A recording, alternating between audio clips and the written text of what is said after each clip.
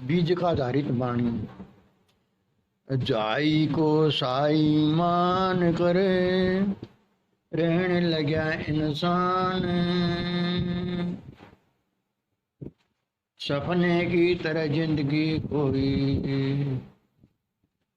न संग सवाद की जान। अंत करण चुस्ताए मिलकर, करने लगा अनुमान। बात तब के सोने की, जीव से ही पहचान। पर करती इंद्रियां मिल करती, या मैं आनंद का गुणगान।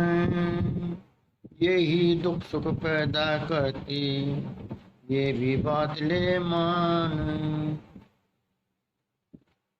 योगी भक्त ज्ञानी आदि का, आस पड़ा मन आन। इसके संग फिर गांठ जोड़ के, रहने लगा गलतान। इस मालिक की आस में, त्याग्या घर बार मकान।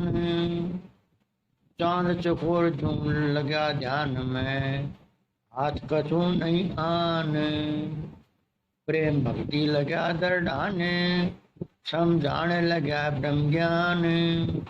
आसन मार समाधि लावे, नो मिटे न आवन जान। जीव और माया इकट्ठे करके, फिर देवे दक्षिणा दान। चार वेद की वाणी अंदर, सब कुछ गए भुलान। इस मनुष्य को उत्साह दे के,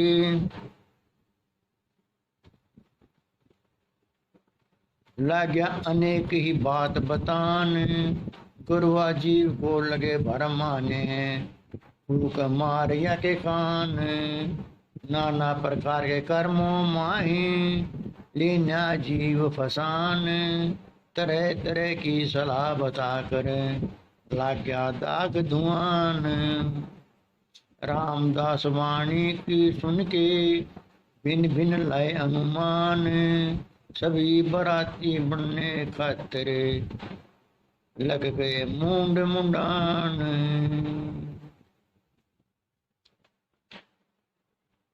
देखिए,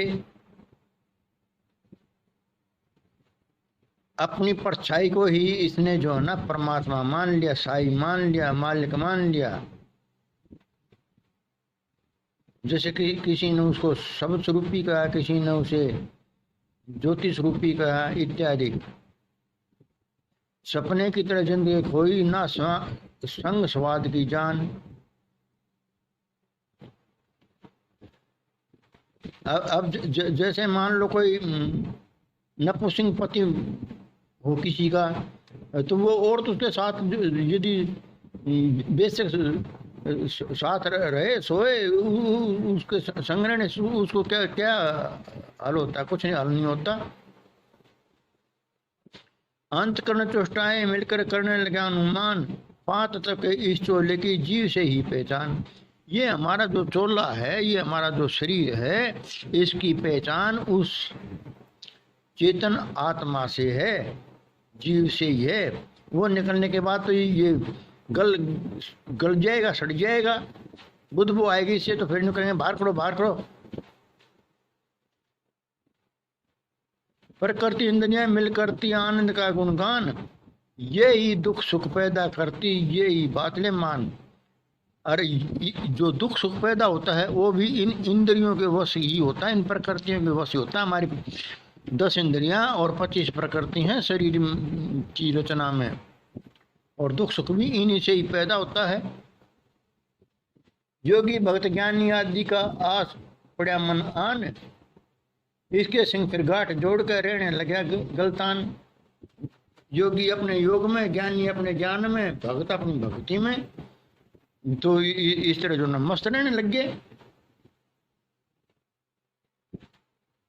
इसके मालिक की आशा में त्याग दिया घर बार मकान। बहुत से जो है ना जंगल में जाके डेरा लाते हैं, अगर भाई वहां मिलेगा, मालिक की आस में। और चंद चकोर जो लगे रहते ध्यान में, हाथ को नहीं आते। चकोर एक पक्षी होता है जो चंद्रमा की आस लगाता है और उसको मिलने के लिए उड़ते हैं, चकवा चकवी, उनको चकोर भी कहते हैं। तो वो जो है उसको प्राप्त करने के लिए जो है उसकी गर्दन भी कहते हैं आडी हो जाया करती है। प्रेम भक्ति लग गया, दृढ़ाने समझाने लग गया, ब्रह्म ज्ञान आसन मार समाधि लावे, यूं मिटे ना आवन जान। फिर जो ब्रह्म ज्ञानी बनने के लिए प्रेम भक्ति दृढ़ाने लग गया और आसन मार कर समाधि लगाने लग गया। ऐसे कोई आन जान थोड़ा ही मिटता है, जीवन ऐसे मुक्ति थोड़ी मिलती है। जीव और माया इकट्ठे करके फिर देव दक्षिणा दान, 4 वेद की वाणी अंदर, सब कुछ लगे लुभान। सब भूल भुलैया में पड़ गए 4 वेद की वाणियों में। 4 वेद की 4 वाणी हैं।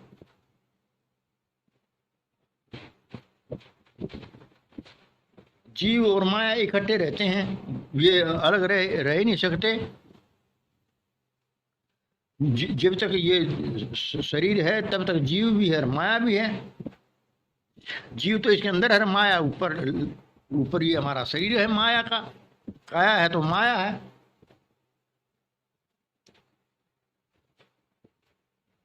इस मनुष्य का उत्साह देख लग गया अनेक की बात बतान, गुरुआ जीव को लगे भरमाने, फूक मार गया के यहाँ कान।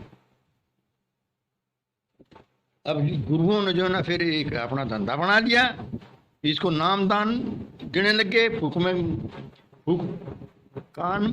मार गया के कान का मतलब है इसको नामदान देने लग गए। और फिर जो है नाना प्रकार के कर्मों में जीव को फंसा दिया। अबे तू ऐसे करना ऐसे करना, तरह तरह की सलाह बता कर लाग गया दाग धुआं। और जो इसके जो थे पाप के दाग थे उनको कहने लगा भाई इस तरह धो जाएंगे, तू ये काम कराया कर, ये कराया कर। होना जाना कुछ भी नहीं, बस भरम में डाल दिया जीव को। रामदास वाणी को सुन के भिन्न भिन्न लगे अनुमान, सभी बराती बनने खातिर लग गए मूंड मुंडान। जैसे किसी की शादी हो और बारात में जाना हो तो सभी अपने आप को तैयार करने लग जाते हैं, नहा धो के कपड़े पहन के अच्छे हो करके। ऐसे ही जब गुरु के पास जाना है तो बराती की तरह बन जाते हैं अपने। अच्छी हम तो भाई गुरु के पास चले, यानी कि बरात का और गुरु के पास जाने का एक साहब कबीर साहब ने एक साहब वो कराया है। और इस ज्ञान को भी जो ना बनवाड़ा ज्ञान दिया है, जो आजकल प्रचलित है, ये सब बनवाड़ा ज्ञान है, इसमें कोई वो नहीं है।